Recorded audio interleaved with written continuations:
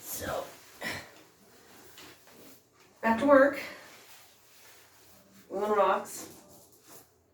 Women like me should have spent a lifetime just doing construction and gluing rocks, and should have never made any mistakes or gotten married or had kids. Yeah, women like me should be pitied. I pity myself some days. I have my own little pity party some days. Don't I, Olive?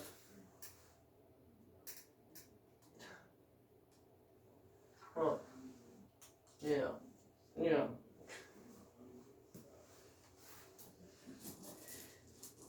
Anyway, so moving right along with my assistant here. A nice quiet house. Healing up from tragedy. Self-inflicted, some of it. Not all of it, but some of it. Self-inflicted tragedy. One of the jokes I say when I get up on stage and do stand-up is, the reason why I do stand-up is because I'm into self-sadomasochism. I like to torture myself by trying to torture other people with my comedy. One of the other jokes I have that goes over pretty well is I like to stay balanced, which is true, I do. And that's a challenge to be balanced. Especially if you were me. But anyways, I tell people for every suicidal thought I have a homicidal thought.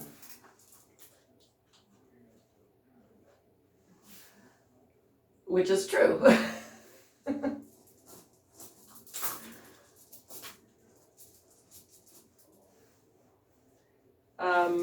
I don't know if that's normal or not, but it's true. What I'd rather be doing right now is sitting down and writing. I'd rather be writing a fairy tale. I like to write fairy tales. Once upon a time tales.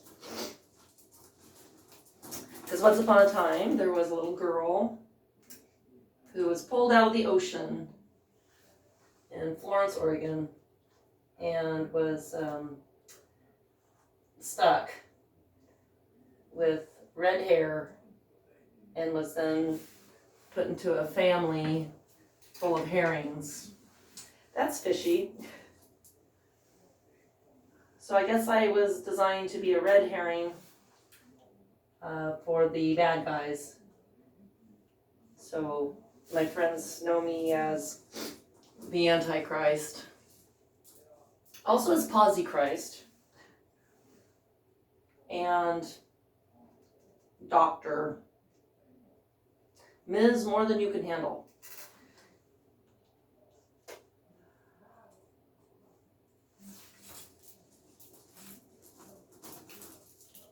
Yep, I'm the proud owner of a video where I went down on a banana. And other disgraceful things like that. And yep, I'm the one that also concocted assassination plans for world powers involving my uncle's outhouse and my notorious assassination brownies. That was a hard one to do, especially since nobody got killed in it. Damn.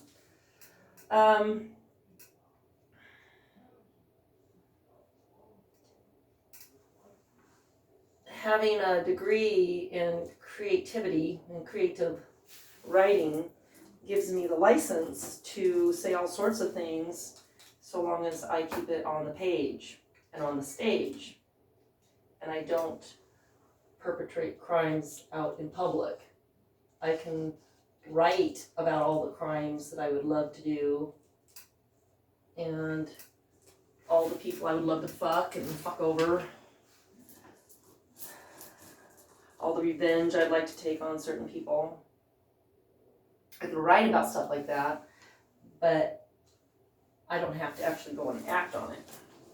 That's what keeps me safe. Unlike some people I know who don't have any self-control, or they're on drugs, or they are so delusional that they think someone's taken something from them when they're not, or whatever. There's people out there that are, have criminal records because they became violent.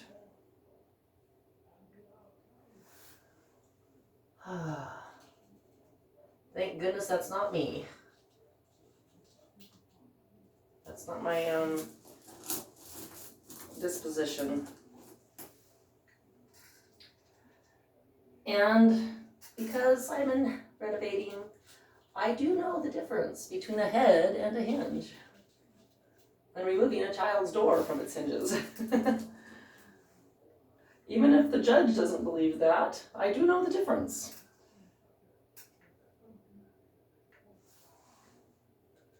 And I am not the kind of mother that would go after one of my children with a hammer. That's for damn sure. I'm not the kind of mother that would smack a child in the head because they're not holding a hose right either. But I know a father that did that to his son.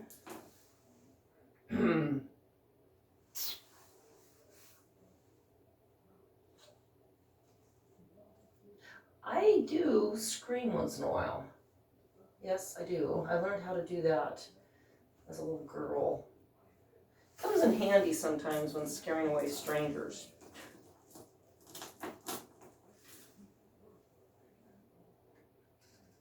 Sometimes screaming bloody murder feels good. I mean, not the words. Does anyone ever do that? Do they actually scream, bloody murder, bloody murder, bloody murder?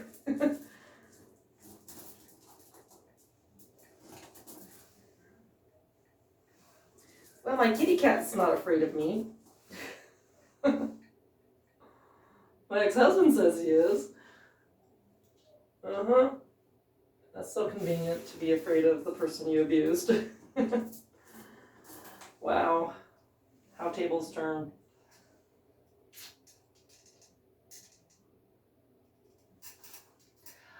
I can remember once being very vulnerable, sitting naked in my bathtub, and one of my teenagers, I won't say which one, came in and was angry at me and was yelling and screaming at me and was smacking a shampoo bottle on the edge of my tub and busted the bottle.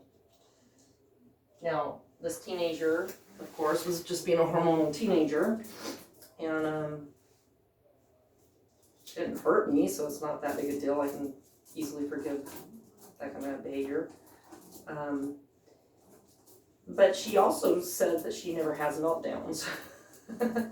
So I guess she has the ability to behave a certain way at one point in time and then suddenly forget or deny it or just pretend it never happened.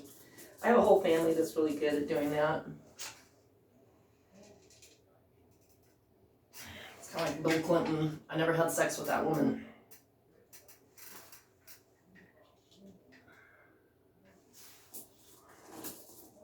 So, just so that everybody knows for the record, I'm a storyteller, and most of the stories I tell are true, but some of them are so fantastical they don't even sound like they could be true, but they are.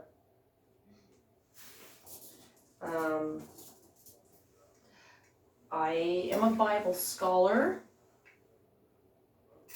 or I was working on a master's in literature, and I got halfway through my master's, and I kind of flipped a little bit of a lid after flipping some paint can lids. I got funny when Trump came into office. He had some major PTSD associated with that man, and Trump doesn't even know it.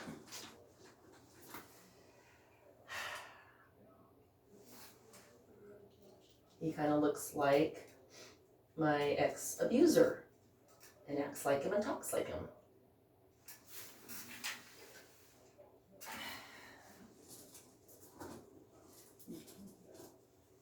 But I can forgive him because in my book and in my eyes, he's just a great big fat baby. Looks like a grumpy turtle. And if he doesn't get his way in everything, he throws a little hissy fit and calls names. Says things that aren't nice about women. Puts them down.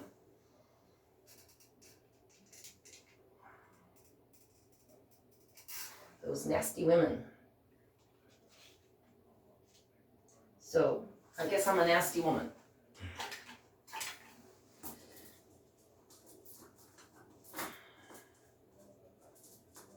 And sometimes I like to dance to nasty boys.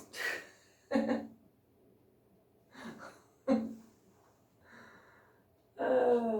song. Sometimes I like to dance in front of nasty boys. And with nasty boys.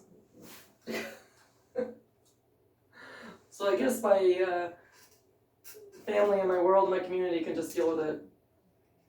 I like to do bachata. That's a fun one. And contra dancing's fun too. And line dancing. And dancing dressed like a zombie is fun. I tried belly dancing a little bit once. Let's see what other kind of dancing. Ballet, that was fun when it lasted. Can't do that really anymore.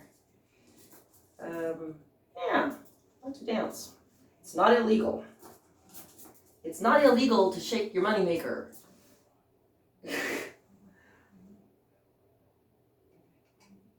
I missed my calling in life, I guess. I shouldn't have become a mom. I should have become a dancer. Like some stripper or something, maybe. Damn. Some people are pretty harsh judges. But anyways, I'm just sitting here improving day by day. Getting older. Getting calmer. Getting wiser, stronger. Getting this effing shower done. Letting people grow up. Eventually, everybody grows up or dies. Or something.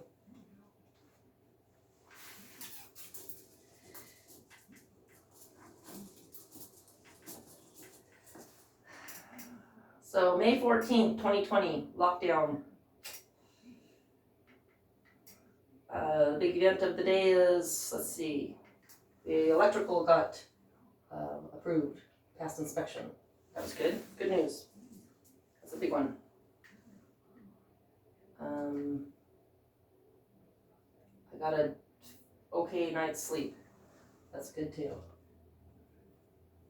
Didn't have any nightmares. That's good.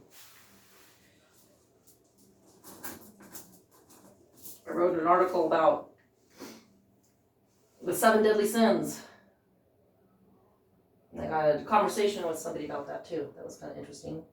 The question was, is it more of us is sloth? Because sloth, the 7 deadly sins, if you don't know, are vanity, envy, sloth, greed, gluttony, anger, and lust.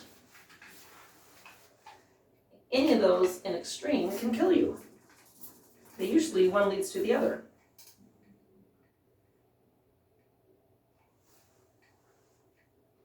You let any of those things get out of control, it can kill you. Too much vanity can kill you. Obviously, in the COVID-19 world, it's dangerous to even go get your hair done.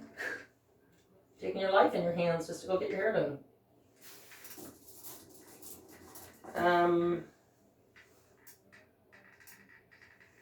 I indulged in some vanity today and used some henna in my hair. I stayed home and did it myself.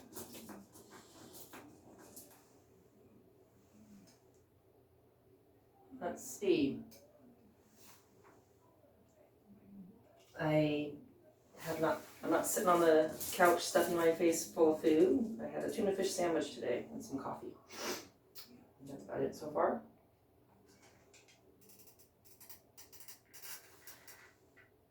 And let's see what else. I try not to be a greedy person or be a hoarder, but I sure would like to get rid of some stuff that belongs to my children, but I'd like for them to be able to come and get it if they ever want to. And if they don't, I don't know what I'm supposed to do with it. Either storage unit? I'm not sure how many years I'm supposed to be a storage unit.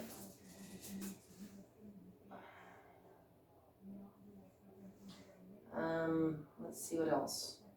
I think some people are greedy with time, and time spent with family members and children. And they're greedy that way because of fear of association. You don't want to associate with an asshole. So you don't want to associate with an asshole mother. If your mother's an asshole, don't associate with her. That's how that works. If your mother's traumatized, don't associate with her. If she's trapped in a hospital with a bowel obstruction, do not go see her.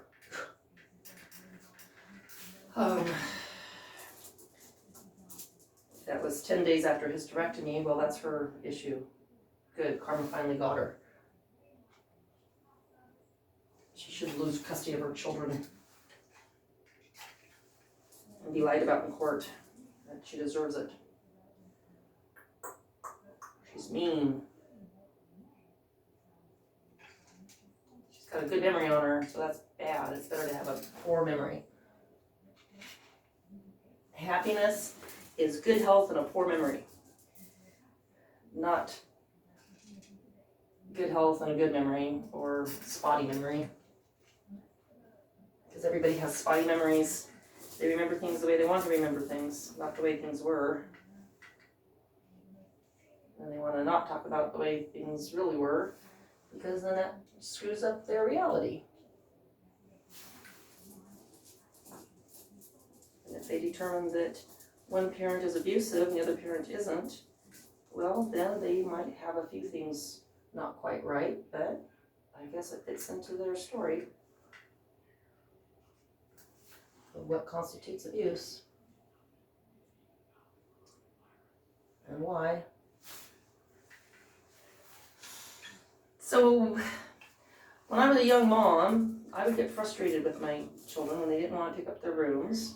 They were messy or they disobeyed, and so my ex and I both engaged in spanking them. We used corporal punishment. We spanked them, and I regret doing that.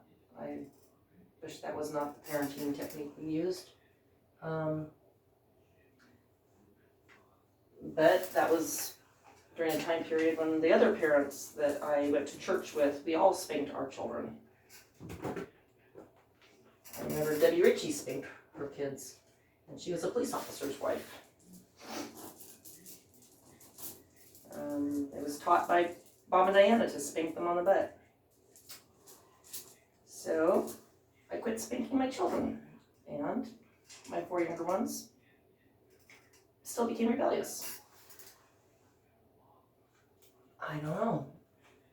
They just hit their teenage years and kind of rebelled, and my youngest kind of got swept along with the whole mentality of erase mom. Nobody over there likes you, mom. We don't have to listen to you, mom. You go to hell, mom. You deserve to die under a bridge, mom. What else have they said to me? And once upon a time, they would give me Mother's Day cards and say they love me, and now they just don't. Oh, that's sad, because I was raised to honor your mother and father. Even if they weren't perfect, you still honored them, because you wouldn't be here without them. That's how I was raised. That's how I thought I was going to be raising my own kids, but I guess not. I blew it.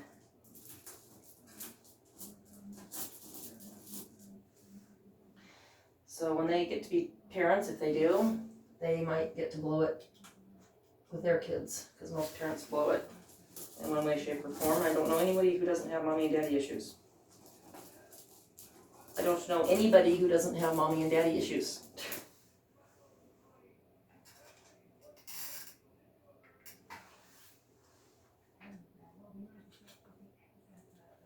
So it's either my dumb luck that I don't know anybody that doesn't have mommy and daddy issues, or everybody has mommy and daddy issues.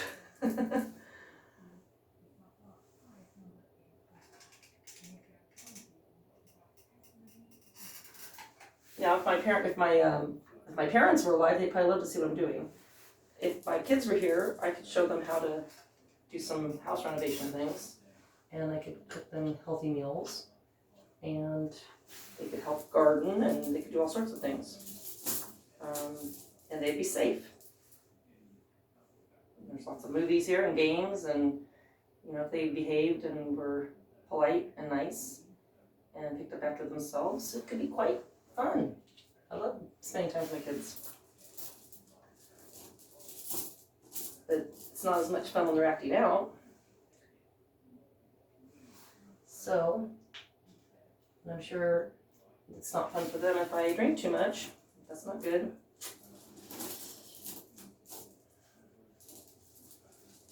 So right now we're keeping our distance from each other. With help of Oregon's legal system. And people can make lots of money off of destroying relationships. But that's their job.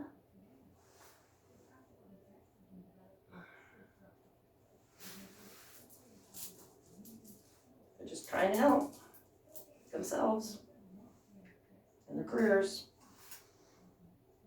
Moving right along.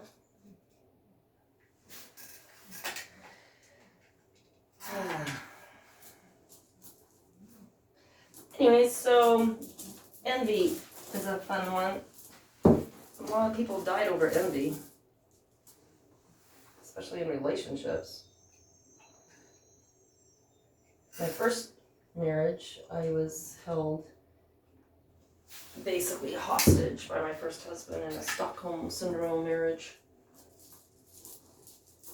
I wasn't allowed to go anywhere. I wasn't allowed to have friends, especially male friends. Now some of my best friends are men.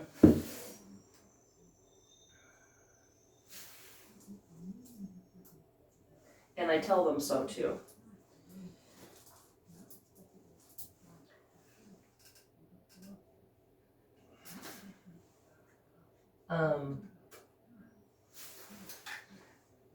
Yeah, I wasn't allowed to drive out of town by myself because my ex was so insecure and jealous. He probably thought I was going to come over here to the town over from where we lived and hook up with someone or something. Idiot. But that's what happens when you marry an insecure man. So I try to warn young women, don't marry somebody who's insecure. That's not, and I tell my girlfriends when their boyfriends cheat on them, sigh no more, ladies, sigh no more. Men were deceivers ever. 1 foot in sea and 1 on shore, to one thing constant never. Then sigh not so, but let them go, and be you blithe and bonny, converting all your sounds of woe into, hey, look at that chocolate bar! Does it come with a 6-pack or a bottle of wine?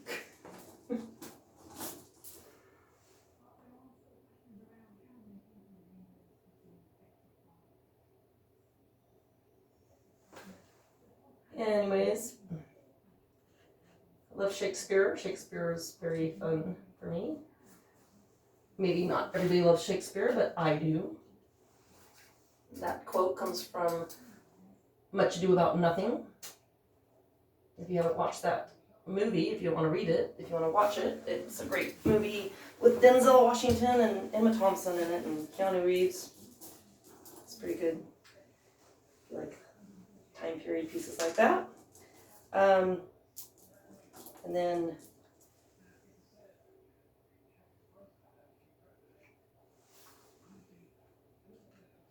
Yeah. I miss college, the Shakespeare class I took. We did a play for our final called Agency for Shaken Women. And I ended up doing a lot of work on it. I think I probably did the most work on it. So I kind of was in the role of Shakespeare in a way, because Shakespeare had a company of actors. He didn't write all those plays completely by himself. There was input from others. And I did not write that play for our final completely by myself. There was input from the other students on my team. But I did write a lot of it, and I had fun doing it. And I did a quarto to go with it too. That was fun. I made a quarto, which is a folded newspaper of fake news that did a satire on some of the situations in the minor plays of Shakespeare that we were covering. And we combined all of the female characters from Shakespeare's minor plays, and they were all in a counseling session, and it was fun.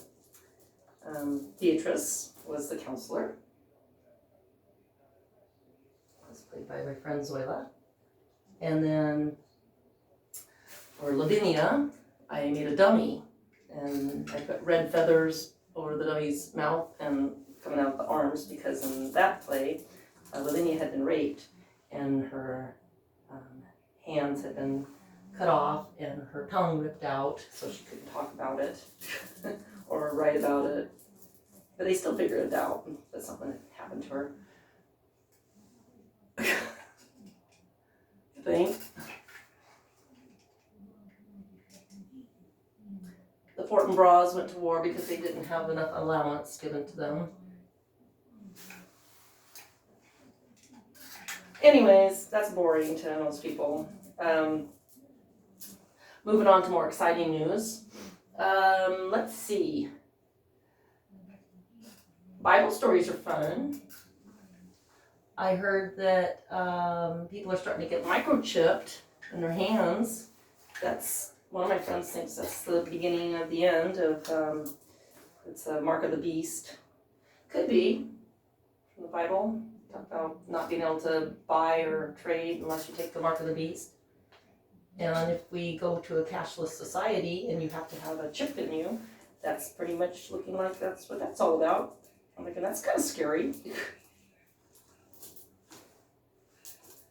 One of my close male friends thinks the Bible is a bunch of boo-hickey, which it could be, but there's some truth in it.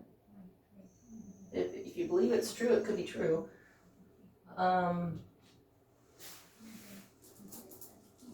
There are a lot of stories in there that seem very fantastical, like, how did it really happen? Like the Book of Job. Yeah, that's a bummer, losing all of your family in one day and all your wealth and everything in one day. It's like one bad thing after another. I know how that feels. Maybe not all in one day, but definitely in 1 year. But a series of unfortunate events, those kind of things really do happen to people in real life. Yeah. I've seen it happen in my life, I've seen it happen in other people's lives. And unfortunately, or fortunately, what happened in my life didn't kill me.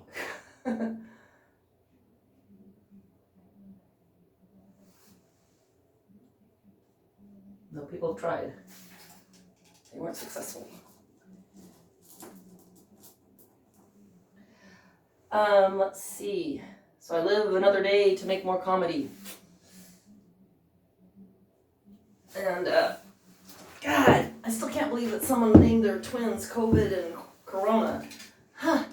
That's like naming your kids measles and mumps, or death and influenza, or that's like naming one kid gas and the other kid vermin. Ugh. Who would want to have a name after a disease?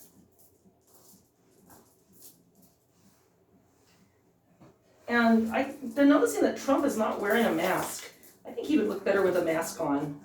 I think he would look better with a mask and a paper bag over his head. That would make him look a lot better, in my opinion.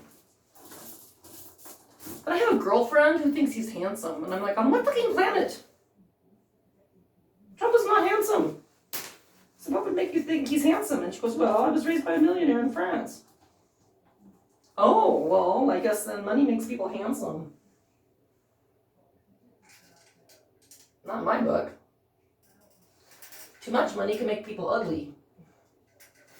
Too much of anything can make people ugly.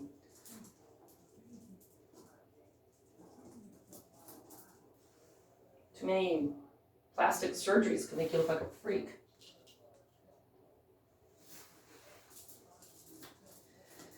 Let's see. What else? Or boob jobs in the extreme make you look like you're unnaturally endowed.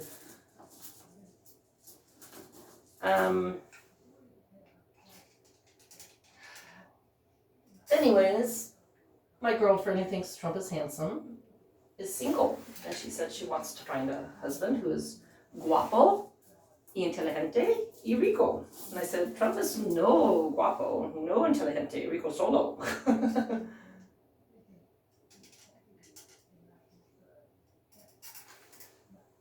In my book, at least. Maybe not in everyone's book, but in mine. And I still think Melania looks like a snake. She looks like a serpent. It's my opinion. You can disagree with other people's opinions, but I'm entitled to have my own and keep it. And I can share it if I want, which I'm doing right now.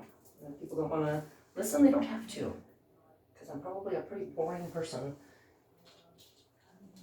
I don't talk about sports. Enough sports in my lifetime to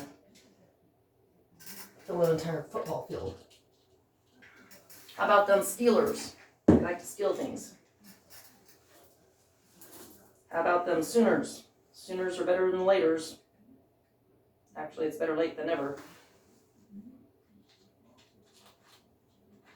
When I get this floor finished, I think I'm either going to play Handel's Hallelujah Chorus or We Are the Champions, my friends.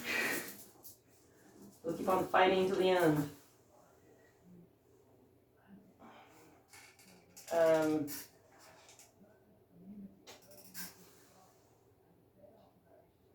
My friend who doesn't believe in God and the Bible, I don't want to use that rock. He's fun. I let him know he's one of my best friends. So, ouch. Okay, you can stop. Anyways, okay, this is not going well here.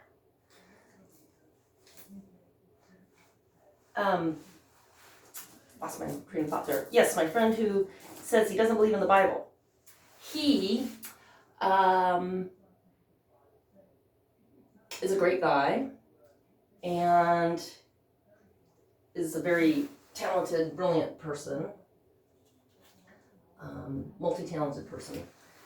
Also writes horror films, horror stories, and comedy. And he understands satire, which is fun. Not very many people understand satire.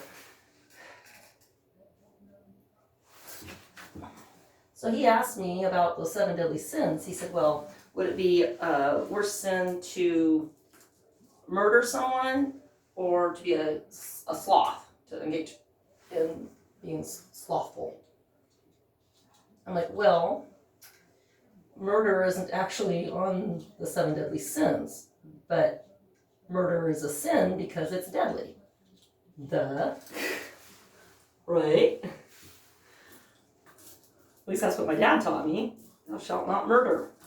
And I think most laws that govern most countries frown upon murder.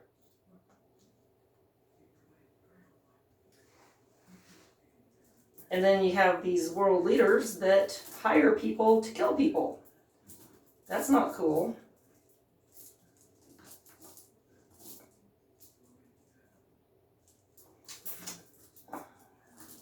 Is it Trump?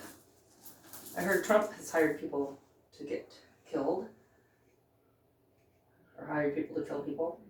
I don't know if that's the truth or not, but if it is, that's not cool.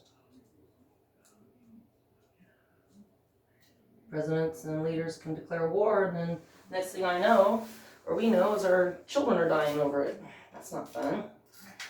Wars never solve anything. They just reduce the population a little more. And then the battles continue. So just keep going around in circles. There's always going to be Muslims, there's always going to be Iranians, there's always going to be Jews, there's always going to be Christians, there's always going to be different cults popping up, Jehovah's Witnesses, Mormons, Sufis, Sufism, Buddhists, Taoists. There's going to be farmers and gardeners and restaurant owners, markets, stock markets, corners on the market, technology, science, math, history.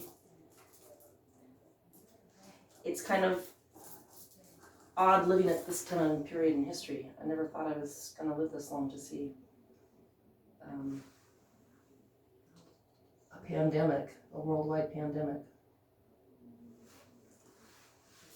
On par with the AIDS epidemic. I guess that was the pandemic. I guess we still have cancer. There's always new drugs on this earth. There's been drugs since before Jesus was on the earth. There's always going to be wine, and alcohol, tobacco, because there's tobacco plants.